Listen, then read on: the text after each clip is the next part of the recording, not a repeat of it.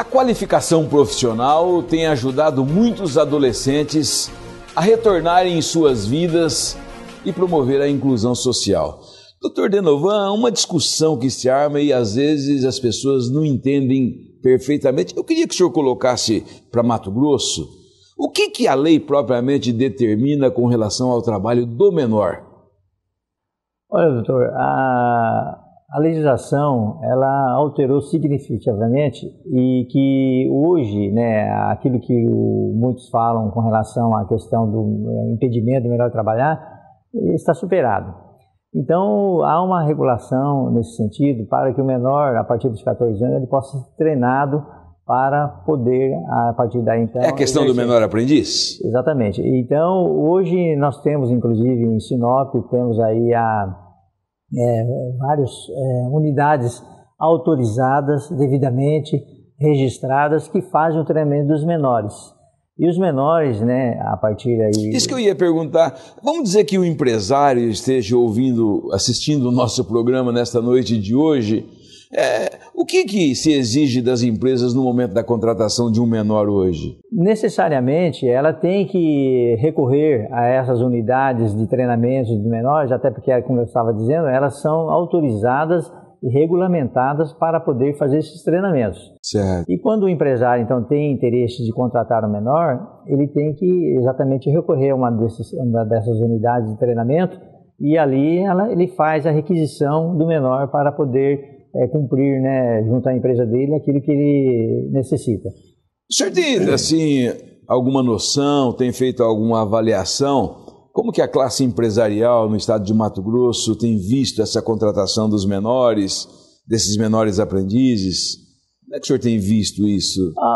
Uma certa parte que a gente vê tem uma resistência porque entende muito burocrático, né, a contratação de menor em face da legislação. Outros, por sinal, e a gente vê com bons olhos isso, já vê assim uma forma importante de poder contratar com segurança e exatamente contratar sabendo que o menor está ali já com uma base de treinamento que ele poderá ser bem aproveitado no contexto da sua empresa. Então, a divisão nesse aspecto. Mas, de uma certa forma, a gente vê como positivo a aceitação de uma boa parte do empresariado que busca, né, nesses menores que passam pelos treinamentos para serem contratados.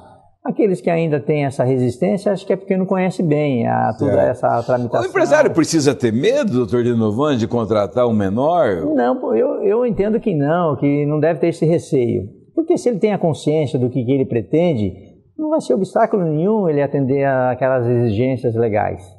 Isso daí, então, não será problema. Eu acho que a consciência do empregador, vamos dizer assim, ele sabe que existe a norma que deve ser respeitada. Se ele tiver com esse propósito, não querer burlar, né, a partir do momento que ele contrata o menor e dá uma outra destinação daquilo que inclusive não pode o menor exercer, quer dizer, ele sabe que ele tem risco. O senhor tem noção assim, da carga horária de um menor aprendiz e as atividades que ele pode desenvolver, doutor Denovan? O menor ele tem a jornada reduzida, né, por conta daquilo que é a jornada normal do trabalhador.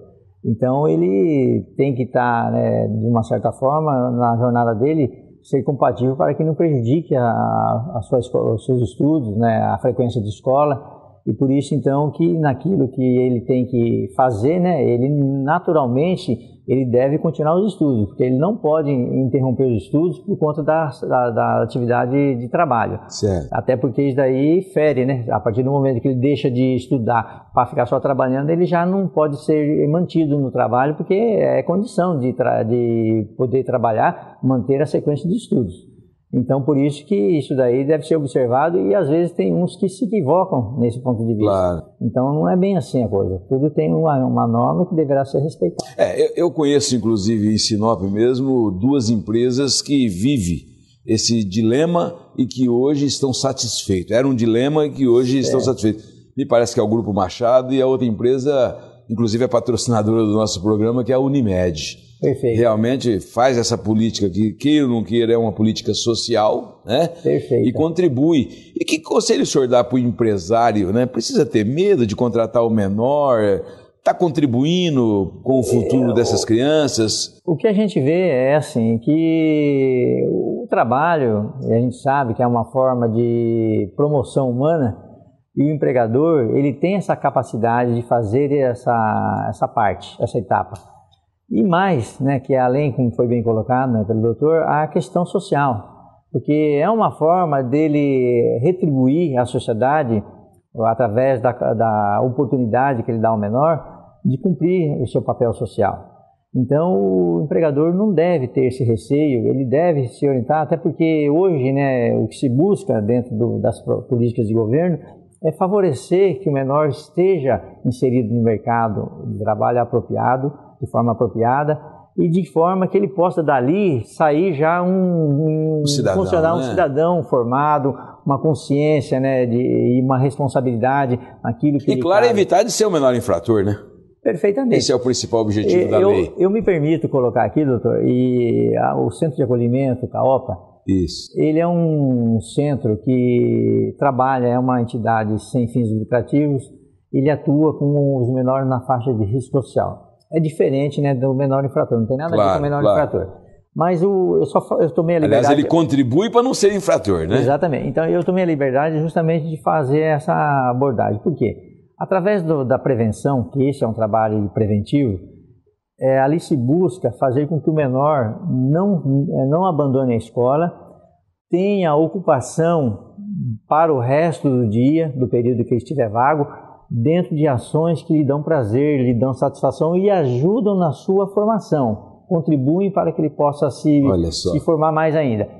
Informática, karatê, entalhe na madeira, flauta, percussão, capoeira, e além do reforço escolar. Inclusão social, né, doutor de Novar? E isso daí, então, faz com que aquele jovem, ele venha, a partir daquela formação que ele recebe ali, já passa praticamente para a fase adulta, uma visão diferente. E nós temos, isso daí é estatístico, nós temos desde 2001, o início das atividades do CAOPA, e nós até hoje só 2 menores desviaram para a criminalidade. Olha só. Então mostra que também na prevenção, não estou fazendo nenhuma censura aos programas sociais que são feitos em favor da criança e do adolescente. Sem dúvida. Não, absolutamente. Mas poderiam ser melhorados. Eu sei que o número é grande que se atende, mas também poderia ser melhorado para ajudar na formação. Está aí uma coisa que o político inteligente deveria se acampar, né? Uma CAOPA, né? Não, sem dúvida. Nós estamos lá e lutando, mas eu só falei isso aí porque ajuda, quando o menor chega na faixa dos 17 anos, que ele não pode ali permanecer, quantos e quantos já foram encaminhados para o mercado de trabalho? E eu tive essa felicidade de ir algumas vezes num restaurante, ou algumas vezes numa loja. Estão eles lá. E vem me procurar, e eu não lembro, porque a gente, né, passa por... eu participei lá na CAOPA. Olha só que coisa bonita. A gente fica feliz porque aquilo que a sociedade respondeu num programa desse, tá ali. O prêmio. E é um cidadão. Se evitar de ir, já valeu a pena, né? Sem dúvida, sem dúvida. Então, o que a gente pensa é que, às vezes, né, o empresário ele fica cauteloso, ele fica receoso, mas se ele conseguir arrebanhar para a sua empresa e ajudar, porque às vezes o menor ele vem com uma série de dificuldades dentro da família.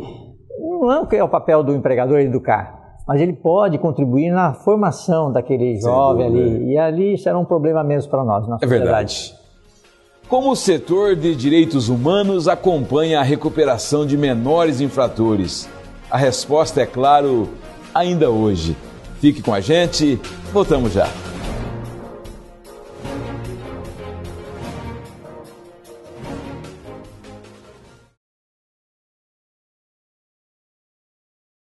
Fique sabendo sem censura. Um oferecimento sonoticias.com. As principais notícias de Mato Grosso. Os fatores de risco para a conduta infracional podem ser de natureza biológica ou ambiental. Porém, esta divisão é apenas didática, uma vez que estes dois conjuntos de variáveis não são naturalmente exclusivos, e sim interagem de forma a multideterminar a conduta. É importante considerar que o comportamento humano não é determinado por um simples conjunto de variáveis, mas multideterminado por relação complexas entre variáveis biológicas e ambientais.